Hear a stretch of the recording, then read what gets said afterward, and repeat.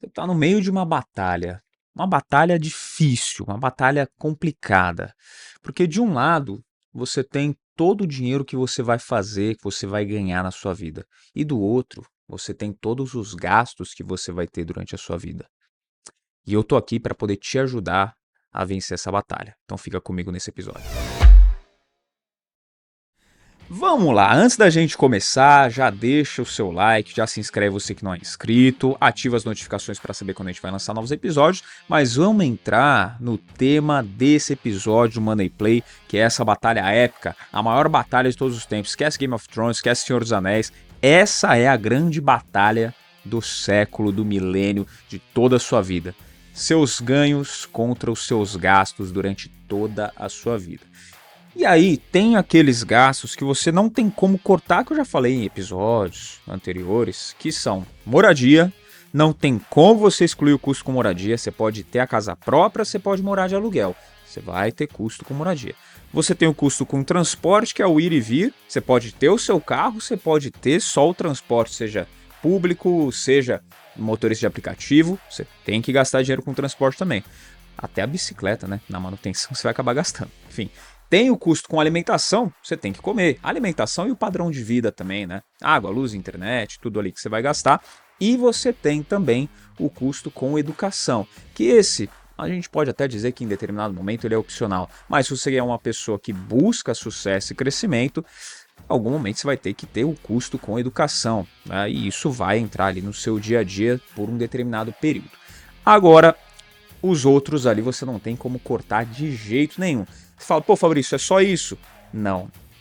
Infelizmente, a gente tem mais dois ali que eles vão entrar e que um deles você não tem escolha, que são os impostos. Você vai pagar, né? Querendo ou não, você vai pagar. O que você pode fazer é montar um planejamento tributário bacaninha ali para você pagar o mínimo de imposto possível de formas legais no seu mês a mês ou no ano a ano. Mas você vai ter que pagar imposto.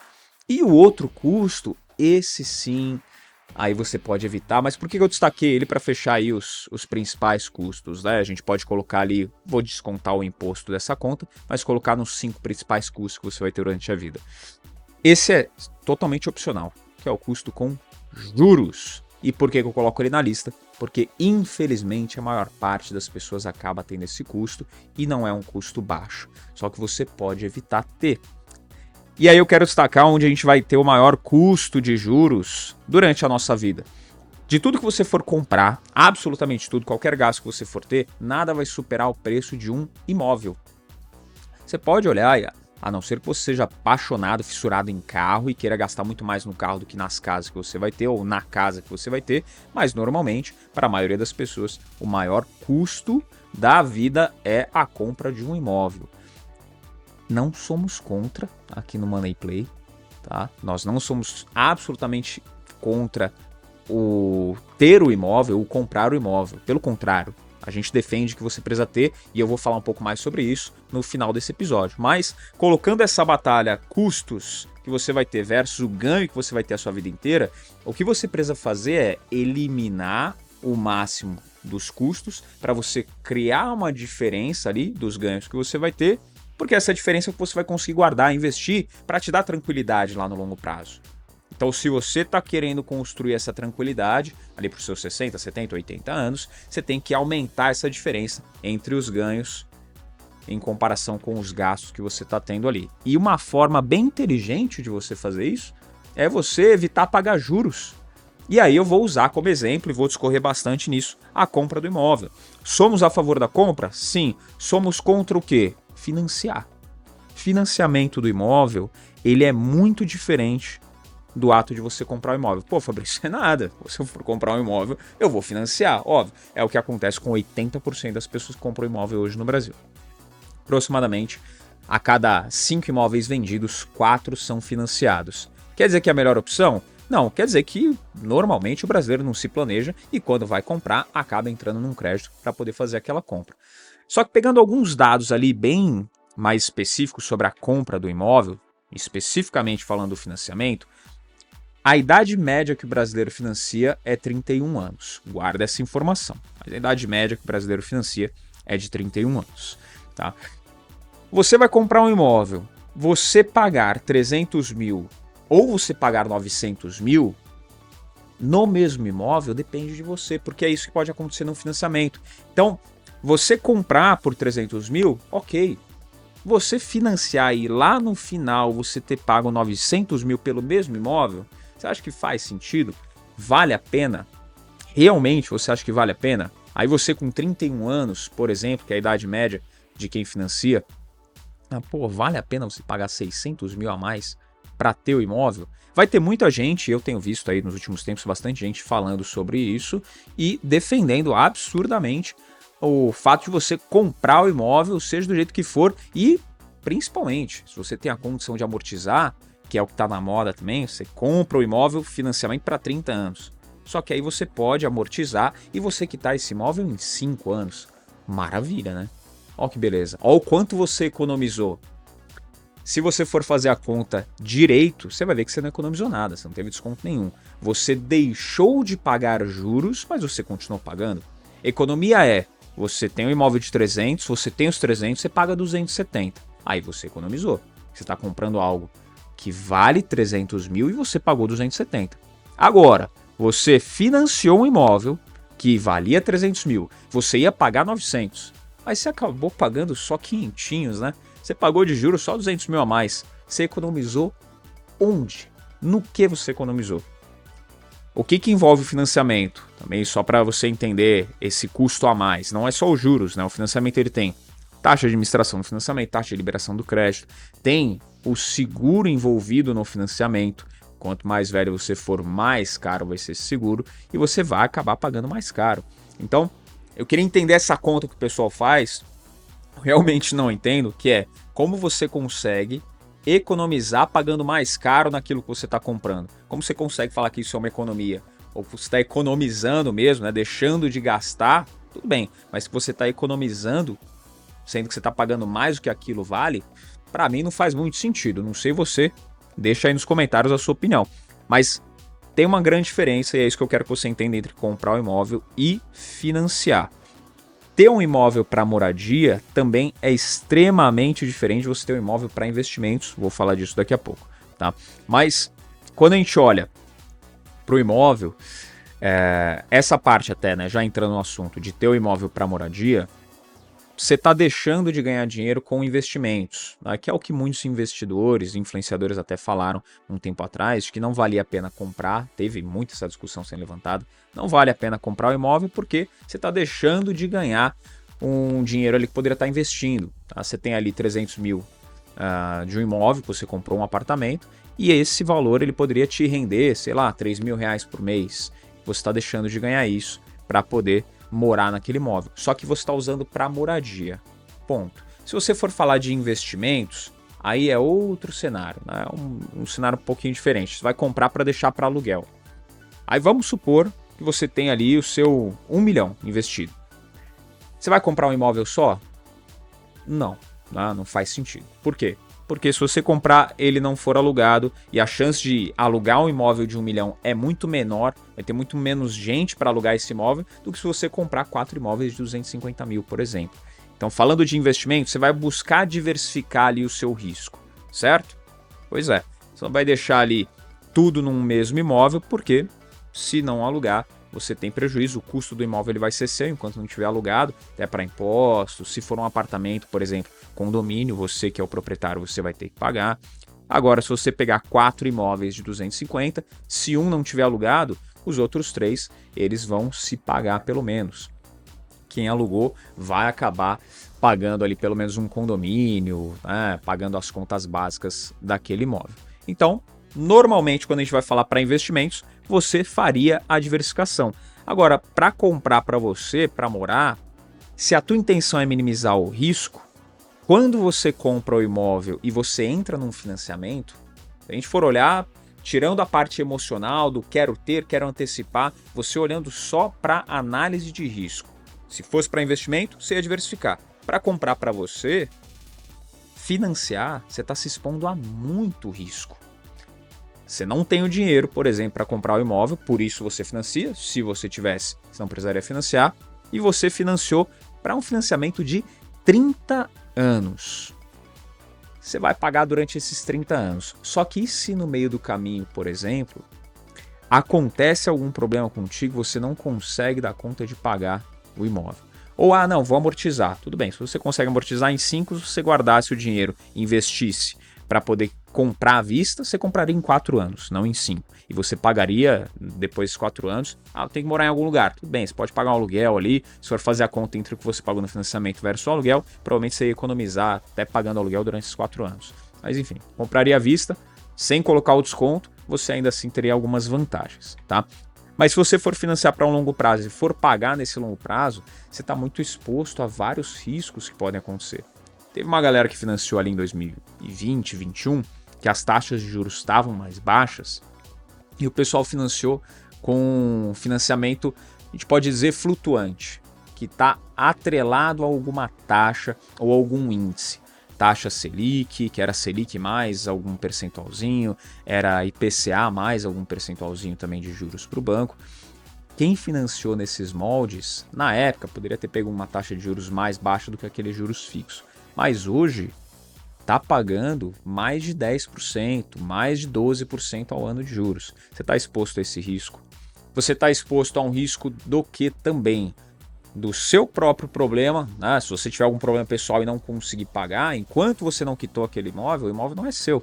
Então você está exposto a esse risco de a qualquer momento acontecer alguma coisa, e aí se você não tem a sua reserva, ponto, seu imóvel pode estar ali na lista, que hoje é gigantesca de imóveis que foram para leilão aqui no Brasil. Só para você ter uma ideia, a cada 10 imóveis vendidos na planta, 4 são devolvidos. Aí eu estou falando só na planta, né? Então mais ou menos ali 40% hoje são devolvidos. Porque justamente aconteceu o problema, a pessoa não estava programada, estava exposta a esse risco e acabou tendo que devolver o imóvel. Então, você se expõe a muito risco que é desnecessário. Além disso, tem aquele risco do quê? Hoje você trabalha na sua empresa, né? Você tem ali um local onde você às vezes tem que trabalhar presencial, às vezes trabalha híbrido, mas você tem que ir na empresa, pelo menos ali 1, 2 vezes por semana, ou as 5 vezes por semana já foram retomados os negócios.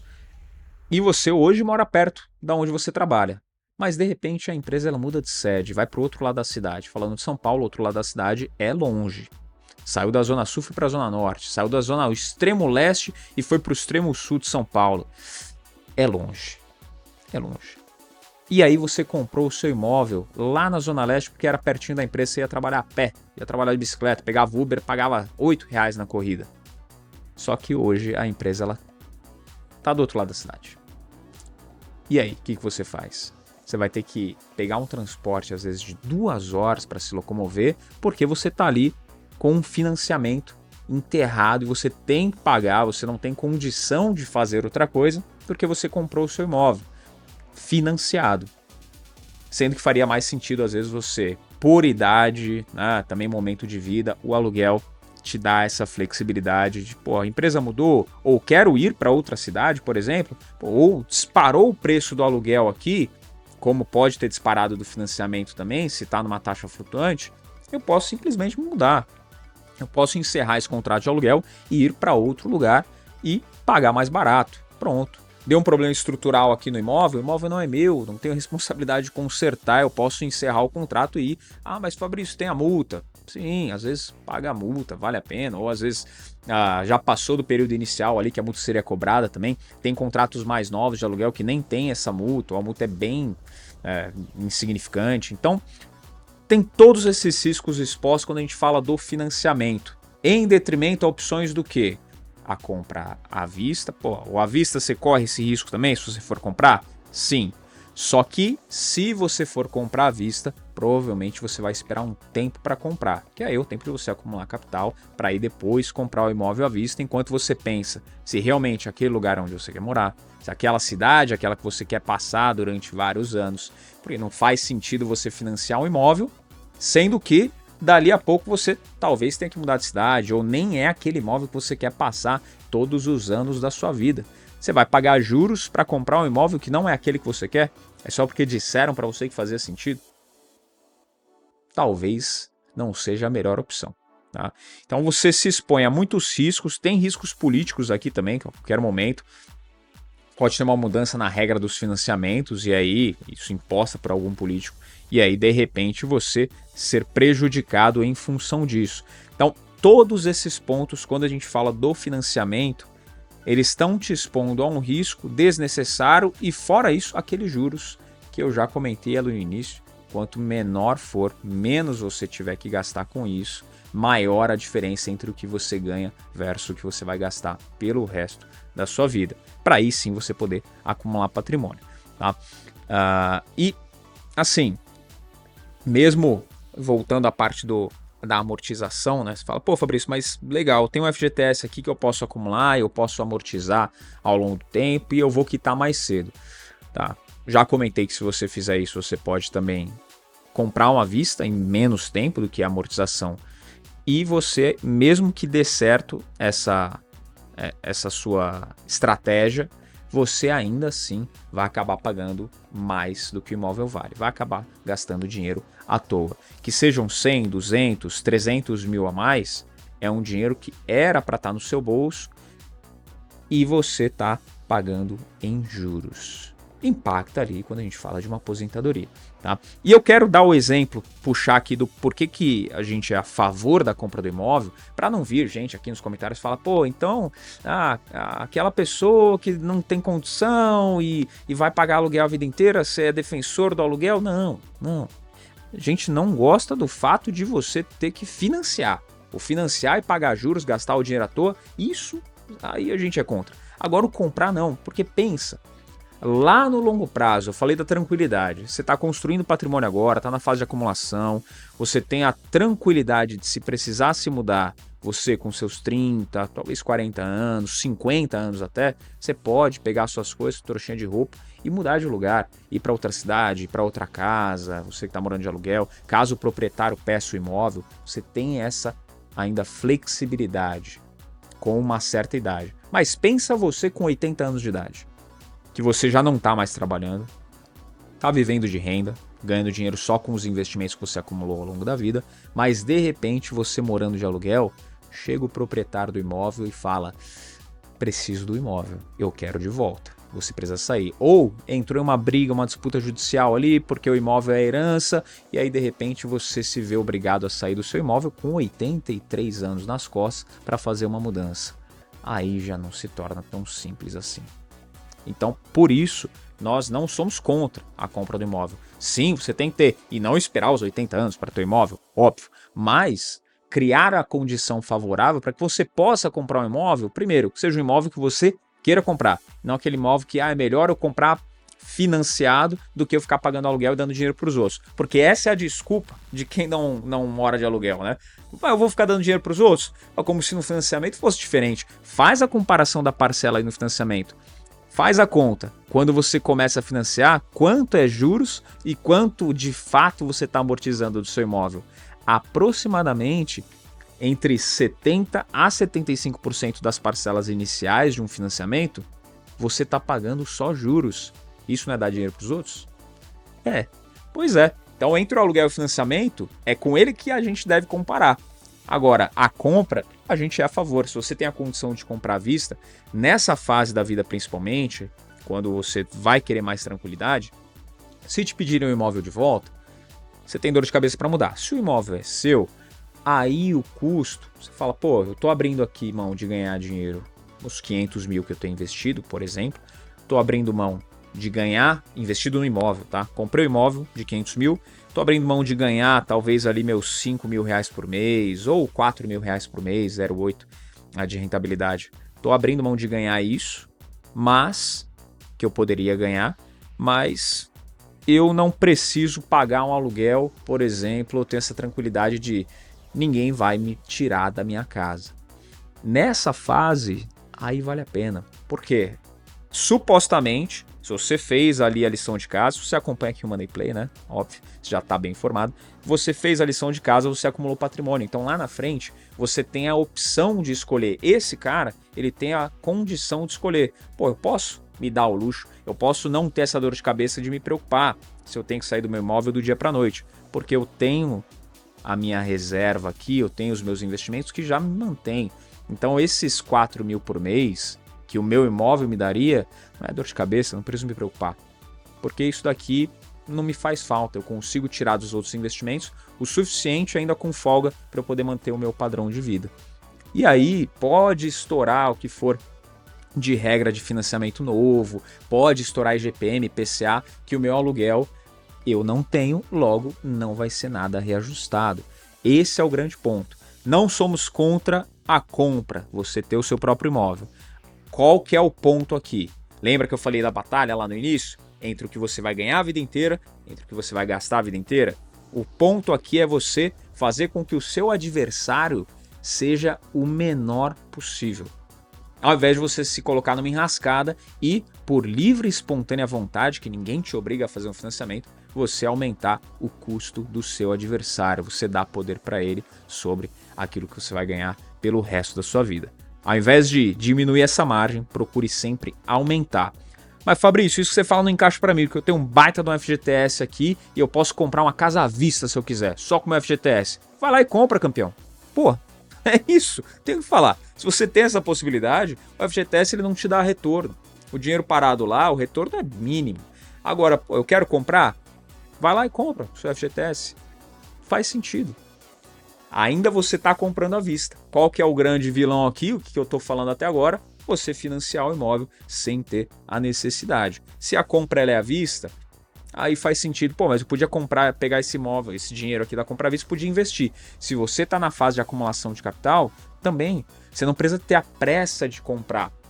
E esse é o grande ponto. O brasileiro começa a trabalhar em média, vamos supor aí com 20 anos, tá? Tem brasileiro que começa a trabalhar antes, você pode começar com 18, a média de idade de carteira assinada ela é até um pouco maior, se não me engano chega a bater ali mais de 24 anos. Mas vamos colocar aqui que na média a gente começa a trabalhar com 20, tá? Aos 31 o pessoal está financiando, que é a média dada pela própria Caixa. Em média, os financiamentos feitos, as pessoas têm 31 anos. Você tem 11 anos para poder, se for um trabalho de carteira assinada, FGTS vai estar sendo acumulado. 11 anos de FGTS acumulado, mais 11 anos acumulando capital de próprio esforço. Que aí você tem que fazer esse papel. Não é um esforço tão gigantesco, não é tão absurdo você chegar ali aos seus 31 com a condição de comprar um imóvel à vista ou você esperar talvez mais uns 4, uns 5 aninhos para poder aí sim ter essa condição. E talvez nesse momento migrar para um aluguel, porque você já tem uma reserva interessante acumulada, esse dinheiro já vai, juros sobre juros, já vai render sozinho alguma coisa, você pode esperar mais uns 4, 5 anos para aí depois fazer a aquisição do seu imóvel à vista.